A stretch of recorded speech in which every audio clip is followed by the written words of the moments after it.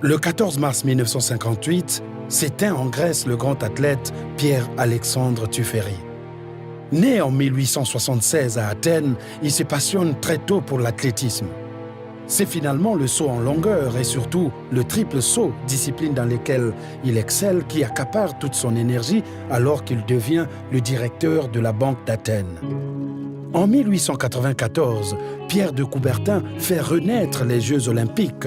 2 ans plus tard, les premiers Jeux de l'histoire moderne se déroulent à Athènes, dans le pays natal de Pierre-Alexandre Tuferi.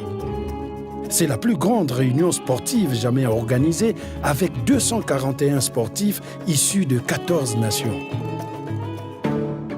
Pierre-Alexandre Tuferi y participe avec la délégation française et se qualifie pour les épreuves de saut en longueur et de triple saut, exploit qu'il renouvellera 4 ans plus tard aux Jeux olympiques de Paris.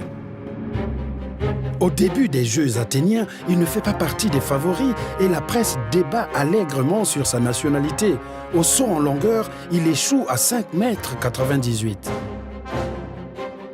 Lors de la finale du triple saut, il s'élance et réussit un bond exceptionnel de 12,70 m derrière l'Américain James Brandon Connolly.